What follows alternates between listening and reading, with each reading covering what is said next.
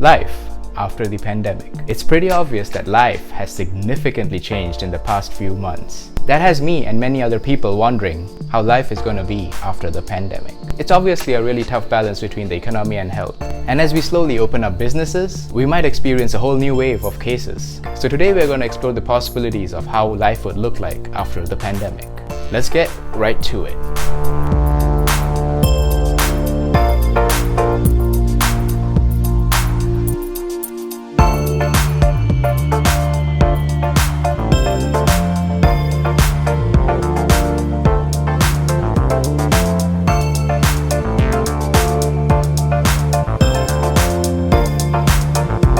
Make sure to hit the subscribe button so you don't miss out on the next videos from Nothing Scientific.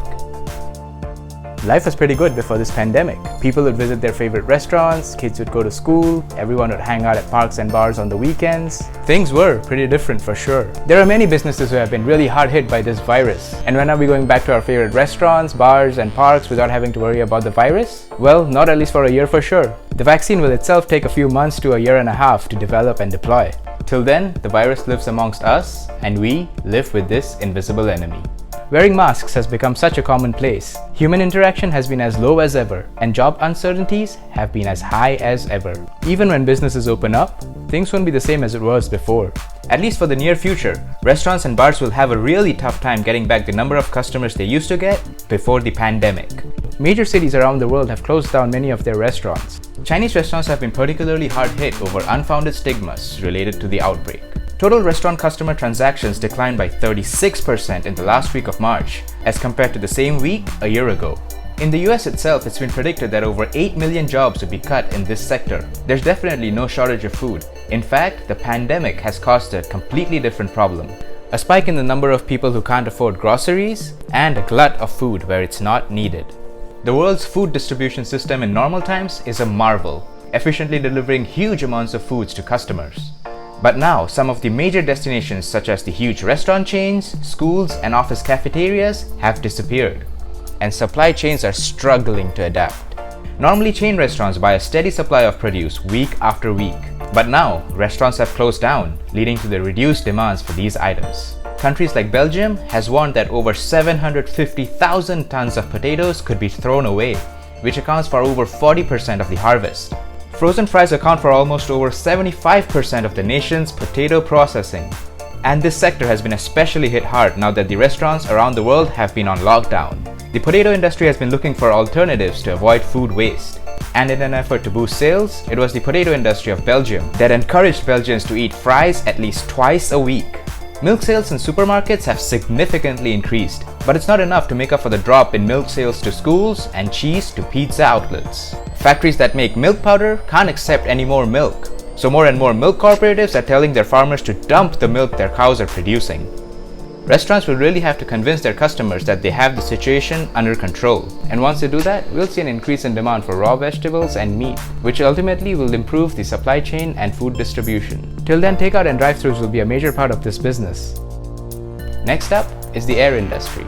This is one of the hardest hit industries, with countries locking down and people traveling much less frequently. The air industry has always sprung back up with the help of government bailouts and aids. Commercial aviation has a direct impact on a nation's economy, creating more than 10 million US jobs and accounting for almost 5% of the US GDP and nearly $1.7 trillion in annual economic activity.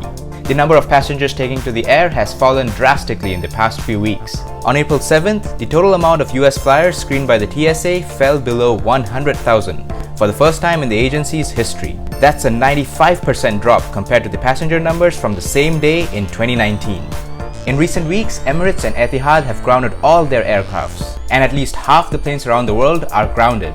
Due to this, the carriers are left with an enormous amount of perishable and non-perishable food. Rather than letting it go waste, Delta Airlines donated its plain food to feeding America's food banks, hospitals, and workers. Though the industry will see a growth in the next few months as people travel more frequently than the present scenario, the airlines that survive this crisis could emerge significantly smaller, with a depleted workforce and strapped for cash. Airlines will have to rethink their strategies of where to fly and how often to fly to a specific location. There's little doubt that the airlines network will look different from what it looked before this pandemic. The decisions that the airlines industry makes in the next 6 to 12 months will lay the foundations of how the airlines industry will look in the next decade. Next up is theaters and cinemas. This industry has felt the impacts of social distancing to a great extent. Theaters have no choice but to close down during this pandemic. The US box office revenue for the weekend of March 13 to 15 came in at just $54 million, the lowest since September of 2000. For context, in 2020, no weekend box office pulled in less than $80 million.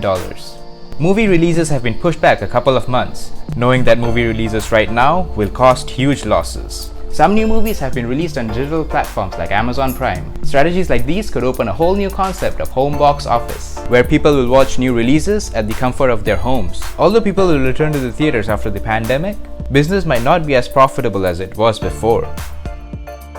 Next up is live sports. Huge sporting events like the NFL, NBA, and even the 2020 Olympics have been postponed. Since the opening of the modern Olympics in 1896, this international sporting event has only been cancelled 3 times, during World War I and twice during World War II.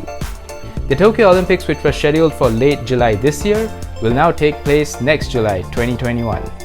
It has been estimated that Tokyo may suffer up to $5.7 billion in losses after the coronavirus triggered the first ever postponement in the history of the Olympics. Included in the city's new costs will be maintaining the stadiums and the Olympic Village.